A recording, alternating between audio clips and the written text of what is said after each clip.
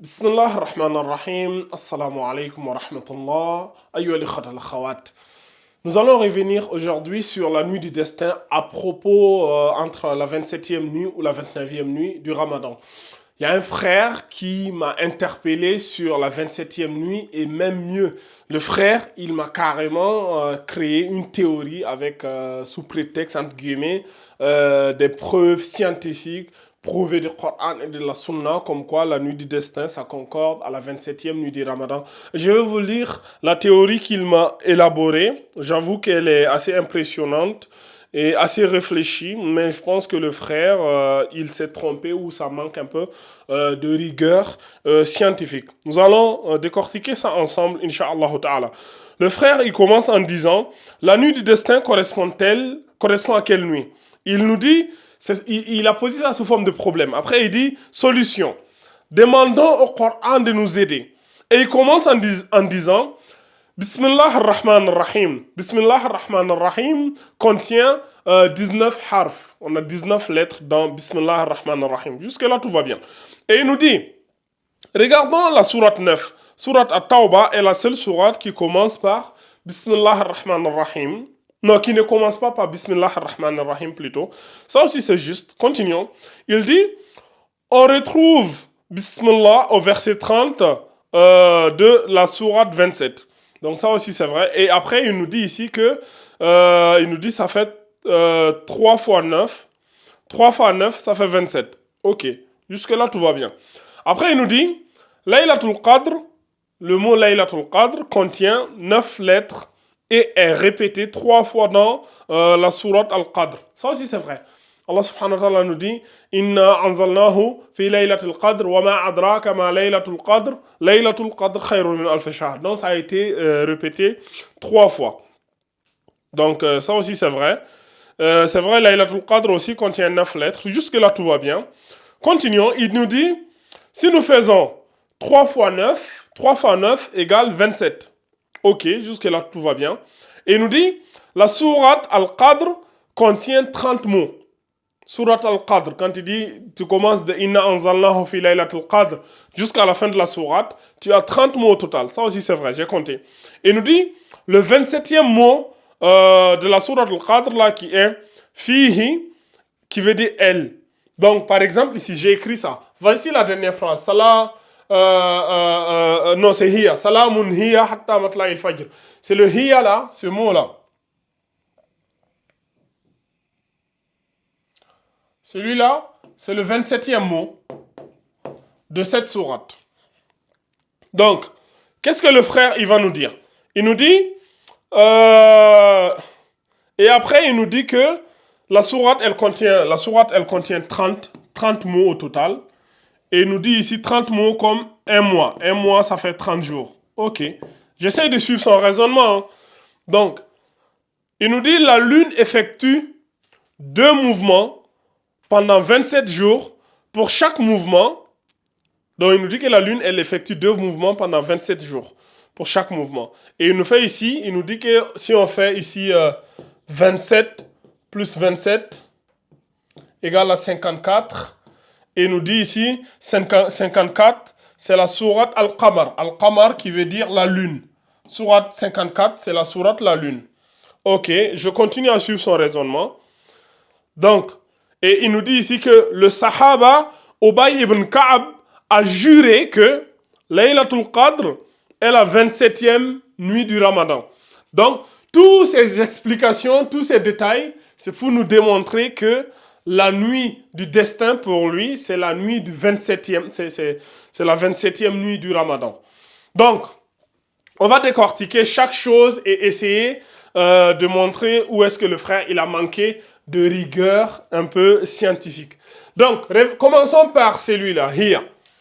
Il nous dit ici que Hiya, ça veut dire, Allah il nous dit ici, Salamun Hiya hatta matla'il fajr.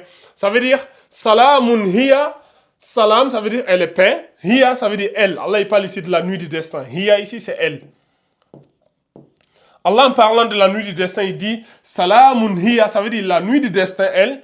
Salamun hiya, elle est paix. Paix. Salamun hiya hatta ici, ça veut dire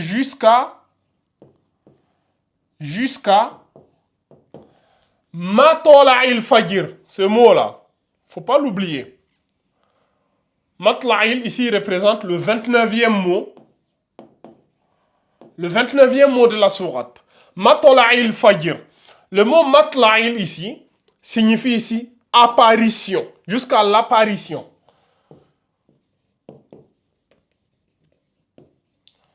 On dit jusqu'à l'apparition. Donc, salamun hiya hatta matla'il, ça veut dire jusqu'à l'apparition, jusqu'au lever ou jusqu'au lever du soleil. Fajr ici, c'est l'aube. Fajr, c'est l'aube, jusqu'à l'apparition de l'aube.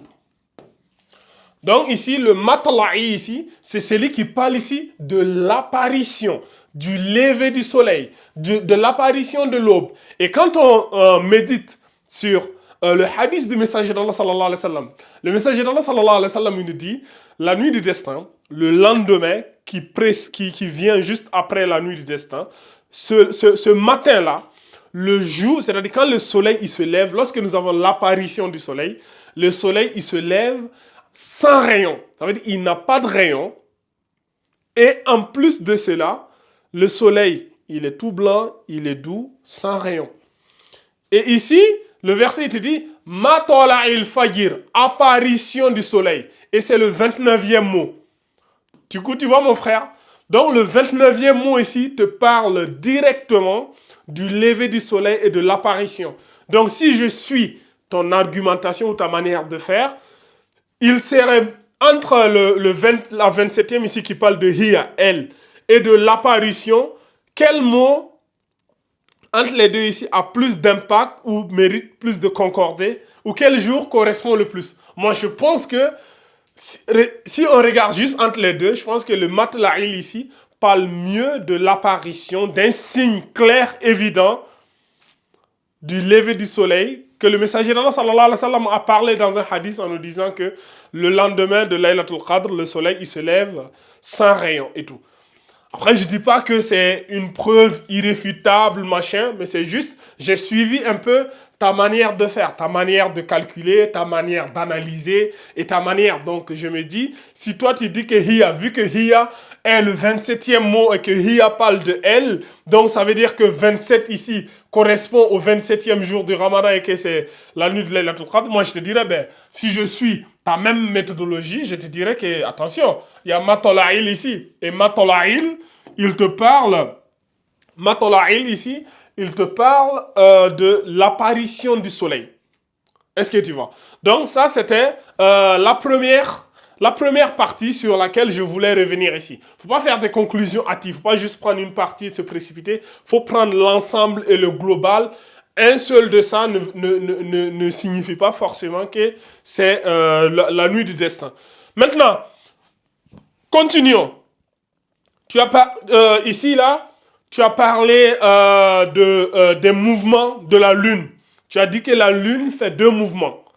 Et les 2 mouvements dont tu parles ici, tu as dit chaque mouvement est de 27 jours. Alors que là où tu as oublié, c'est que la Lune ne fait pas que 2 mouvements. La Lune, elle fait jusqu'à 3 mouvements. Et voyons ça ensemble. Donc, la Lune, elle a 3 mouvements. Le premier mouvement de la Lune, c'est ce qu'on appelle la révolution sidérale, qui est de 27,3 jours. La révolution sidérale, c'est quoi? C'est que la Lune, elle fait, par exemple, il y a la Terre ici. Je vais prendre une couleur blanche. Par exemple, je ne sais pas, disons que il y a la Terre ici. Donc, disons que là, c'est l'orbite de la Lune. Disons que la Lune, elle est là. Donc, la Lune, qu'est-ce qu'elle fait? Elle fait un tour de la Terre. Donc, la Lune, elle fait un tour complet de la Terre. Donc, le tour complet de la Lune autour de la Terre, ça prend 27,3 jours. Est-ce que tu vois? C'est ça qu'on appelle la révolution sidérale. Deuxièmement, la Lune, en même temps qu'elle fait un tour sur la Terre, elle fait aussi un tour sur elle-même. C'est-à-dire, pendant qu'elle tourne autour de la Terre, elle tourne aussi, elle aussi là, c'est-à-dire elle tourne aussi sur elle-même. Donc, à chaque fois qu'elle fait un tour sur la Terre, elle fait un tour sur elle-même. C'est pour cela que la Lune, elle ne présente qu'une seule face à la Terre. C'est-à-dire, quand nous, on est à la Terre, on voit qu'une seule face de la Lune. C'est la seule face que nous voyons. Depuis que la Terre est Terre jusqu'à la fin du monde, c'est la seule face que nous verrons, tant qu'elles ne sont sur la Terre. Parce que la Lune, elle fait un tour sur elle-même, en plus de faire le tour sur la Terre. Et ce tour sur elle-même aussi, tu vois, le temps qu'elle fasse tout ça, ça dure 27,3 jours aussi que ce mouvement, il dure. Est-ce que tu vois? Donc, les deux mouvements-là sont liés. Et maintenant, il y a un troisième mouvement de la Lune. Ça, tu n'as pas souligné ça. C'est ce qu'on appelle la révolution synodique. Et cette révolution synodique, elle dure 29,5 jours. Donc, cette révolution synodique, c'est le temps entre deux phases, comment on appelle ça, identiques de la Lune. Par exemple, si on prend la pleine Lune, d'une pleine Lune à une autre pleine Lune, pour qu'une pleine Lune, une autre pleine Lune arrive, il faut 29,5 jours. Est-ce que tu vois? Donc, les 29,5 jours ici peut aussi correspondre, parce que toi, tu as juste pris les 27, alors qu'une phase à une autre dure 29 jours. C'est pour cela que le messager d'Allah sallallahu alayhi wa sallam nous a dit qu'une lune dure, comment on appelle ça, l'apparition d'une lune, c'est 29 jours. Un mois, c'est 29 jours. Et le messager d'Allah dit, si vous ne voyez pas la lune, complétez le 30e jour. Le messager d'Allah nous avait dit ça depuis son époque. Est-ce que tu vois? Mais, je vous ai préparé un petit documentaire sur ce que je viens de vous dire là pour mieux vous récapituler ça, surtout sur les mouvements de la Lune avec des images et tout. Ce sera peut-être beaucoup plus compréhensible pour vous. Je vous laisse regarder ça.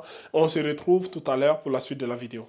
Pourquoi un mois lunaire dure 29 jours et pas 27? Explication surprenante, tu penses que la Lune met 27 jours pour faire le tour de la Terre? Oui, mais ce n'est pas si simple. En réalité, un mois lunaire dure 29,5 jours. Pourquoi cette différence? C'est ce qu'on va voir maintenant. La Lune effectue deux mouvements simultanés. Elle tourne autour de la Terre en 27,3 jours. C'est ce qu'on appelle la révolution sidérale, mais elle tourne aussi sur elle-même en exactement le même temps. C'est pour cette raison qu'on voit toujours la même face de la Lune depuis la Terre. Cependant, il y a un détail souvent oublié. La Terre bouge aussi. Pendant que la Lune tourne autour d'elle, la Terre avance sur son orbite autour du Soleil. Du coup, après 27 jours, la Lune n'a pas encore retrouvé la même position par rapport au Soleil. Il lui faut 2 jours de plus pour se réaligner et retrouver la même phase lunaire. Ce cycle complet de 29,5 jours est appelé la révolution synodique. Et c'est lui qui définit les mois lunaires dans des calendriers comme le calendrier islamique où les mois comptent 29 ou 30 jours. Fascinant, non? Si tu as appris quelque chose, lâche un pouce bleu et abonne-toi pour d'autres vidéos sur l'univers et les miracles scientifiques du Coran. Ok, alhamdulillahi rabbil alamin. J'espère que la vidéo elle a été assez claire, nette et bien comprise. Donc, comme je disais tout à l'heure, lui, il était juste parti du principe que, vu que la Lune fait deux mouvements de 27,3 jours, donc ça veut dire que le 27e jour, ça veut dire que c'est ça qui correspond à la nuit du destin. Alors que non, il y a 29 jours aussi qui est là, et ce 29 jours aussi joue un rôle très important et très fondamental. Donc lui aussi, il peut correspondre à la nuit du destin. Maintenant, pour terminer, le frère, il a parlé aussi des hadiths.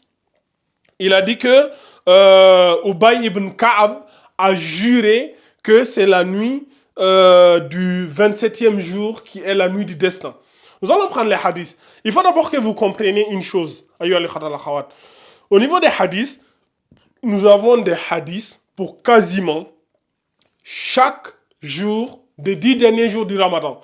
Il y a un hadith sur le 21e jour du Ramadan, il y a un hadith sur le 22e jour du Ramadan, il y a un hadith sur le 23e, 24e, 27e, et même un hadith sur le 29e jour, ou la 29e nuit, comme vous voulez. Mais, pour ne pas, je ne vais pas prendre le temps de citer tous ces hadiths, la vidéo sera longue, ce n'est pas l'objectif de cette vidéo, c'est surtout pour répondre. Vu qu'il nous a cité que le hadith de la 27e nuit ou du 27e jour, je vais réciter ce hadith et aussi citer un autre hadith qui parle de la 29e nuit aussi pour que le frère il sache qu'il y a plusieurs hadiths, plusieurs opinions diverses et variées. Donc, commençons. D'après Zihr ibn Hubaysh, il dit « J'ai questionné Ubay ibn Ka'ab, radiallahu anhu, en lui disant, certes, ton frère Abdullah ibn Mas'ud, radiallahu anhu, a dit, celui qui pratique l'adoration toutes les nuits de l'année l'aura avec certitude pratiquée durant la nuit du destin. Il dit, c'est-à-dire là c'est Ubay ibn Ka'b qui dit, qu'Allah fasse miséricorde comment on appelle ça, à Abdullah ibn Mas'ud. Il a voulu que les gens ne se reposent pas en fait, il a voulu que les gens ne se reposent pas, qu'ils passent la nuit à prier, quoi. Il sait certes que la nuit du destin est dans le mois du Ramadan et qu'elle est durant les 10 dernières nuits et quelle est la 27e nuit du Ramadan. Ça, c'est Ubay ibn Ka'b. Et après, le hadith continue en disant, puis Ubay ibn Ka'b a juré sans émettre de réserve que la nuit du destin est la 27e nuit du Ramadan. Je lui ai dit, pour quelle raison est-ce que tu dis cela, ya o Abu Munzir? Ubay ibn Ka'b, radiallahu anhu, a dit, par rapport au signe que le prophète sallallahu alayhi wa sallam nous a informé. Et quel était ce signe? Le soleil se lève ce matin sans rayon. Donc Ubay ibn Ka'b, lui, il jure que c'est la nuit du 27e parce que le messager d'Allah nous a donné un signe comme quoi le soleil, il se lève ce matin sans rayon. Est-ce que tu vois? Et le hadith, il est rapporté par Muslim. C'est dans Sahih Muslim et au numéro 762. Donc Ubay ibn Ka'b, c'est pas la parole c'est pas le messager d'Allah qui parle. C'est un compagnon du prophète avec ses observations. Lui aussi, il a observé à son époque et il s'est dit, je suis sûr que c'est la 27e nuit parce que le messager d'Allah nous a dit le soleil se lève sans rayon. Donc j'ai observé. Pour moi, je jure que c'est ça. Donc ça, c'est la parole de Ubay ibn Ka'b. Maintenant, venons aussi à ce hadith de Muawiyah ibn Abi Sufyan. D'après Muawiyah ibn Abi Sufyan, comment on appelle ça, qu'Allah subhanahu wa ta'ala lui fasse miséricorde, comment on appelle ça, radiallahu anhu, qu'Allah l'agrée. Le messager d'Allah sallallahu alayhi wa sallam, il a dit, cherchez la nuit du destin dans la dernière nuit du mois du Ramadan. Je répète, le messager d'Allah sallallahu alayhi wa sallam, il dit ici, le hadith il est rapporté par Muawiyah ibn Abi Sufyan. Et le messager d'Allah il dit, cherchez la nuit du destin dans la dernière nuit du Ramadan. Et le hadith il est rapporté par Ibn Nasr al-Marwazi dans Mukhtasar Qiyam al-Layl à la page 253 et authentifié par Cheikh al-Albani. Cheikh al-Albani a authentifié ce hadith dans Sahih al-Jami' numéro 1238. Donc dans Sahih al-Jami' numéro 1238, Cheikh al-Albani, il a dit que ce hadith, il est authentique. Donc, le messager d'Allah sallallahu alayhi wa sallam dans ce hadith rapporté par Muawiyah ibn Abi Sufyan, il dit de chercher la nuit du destin durant la dernière nuit du mois du Ramadan. Et on sait tous que le mois du Ramadan, le plus souvent, c'est 29 jours. Parce que le messager d'Allah sallallahu alayhi wa sallam, dans sa vie, il a jeûné 9 ramadans. Et les 9 ramadans que le messager d'Allah sallallahu alayhi wa sallam, il a jeûné, il n'y a eu que 2 ramadans où il a rompu le jeûne à 30 jours. C'est-à-dire, cette reprise, il a rompu à 29 jours. Et lui-même, dans les hadiths, il nous dit, un mois dure 29 jours. Si vous observez la lune, si vous ne voyez pas la lune, vous complétez à 30 jours. Ça, c'est les paroles authentiques. Et c'est ce qui est aussi, comment on appelle ça, la science confirme à peu près cela, et c'est ce que nous avons vu précédemment. Donc, on voit ici aussi une preuve qui montre que là où le messager d'Allah sallallahu alayhi wa sallam dit clairement de chercher la nuit du destin, durant la dernière nuit du Ramadan. Après, je ne dis pas que c'est le seul hadith. Pour des raisons d'honnêteté intellectuelle, je ne vais pas me baser que sur ce hadith pour dire, ah, le messager d'Allah a dit. Parce qu'il y a d'autres hadiths aussi où il parle de la 21e nuit, de la 22e nuit, de la 23e, de la 25e. Il y a divergence entre les savants. Certains te diront que la nuit du destin, elle varie chaque année, comme des grands savants comme Cheikh Ibn Baz, etc., etc.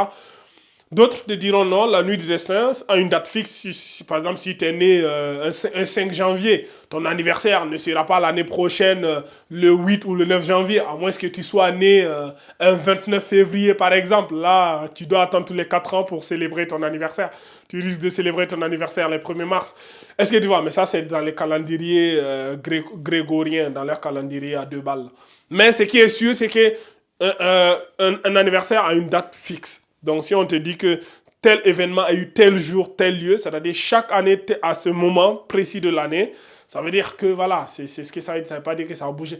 Mais à la Koulihal, les savants font cela pour encourager les gens à ne pas être flemmards, à prier les nuits, à prier les 10 dernières nuits du Ramadan. Mon objectif, bien évidemment, n'est pas de vous dire de ne rien faire durant les 10 dernières nuits du Ramadan et d'attendre que la 29e nuit et se lever prier. Non, priez toutes les nuits du Ramadan, comme ça vous êtes sûr à 1000%. Donc c'était juste pour répondre à ce frère-là qui a voulu apporter. Après, il continue ses explications. Le frérot, son cerveau, comme je dis, son imagination est très fertile. Il nous dit, il nous parle des merveilles du chiffre 7. Il dit 7 jours de la semaine, 7 cieux, 7 terres, 7 couleurs de l'arc-en-ciel, 7 machins. Waouh! Le frère, il est allé trop loin dans ses recherches. Mais mon frère, en tout cas, merci de m'avoir envoyé ça. Et j'espère que cette vidéo t'aura bien répondu, bien évidemment dans la bienveillance, dans le respect. Et j'espère qu'elle aura été profitable à tout le monde. S'il y a d'autres questions, n'hésitez pas à me les faire parvenir, que ce soit sur WhatsApp ou Messenger ou Instagram. Et je pense que ce sera la dernière vidéo qu'on fera sur la nuit du destin, du moins cette année. Et nous continuerons, Inch'Allah, dans les prochaines vidéos avec les miracles scientifiques de Coran. Wa sallallahu ala nabiyyina Muhammad. وعلى آله وصحبه ومن اتبعهم بإحسان إلى يوم الدين السلام عليكم ورحمة الله وبركاته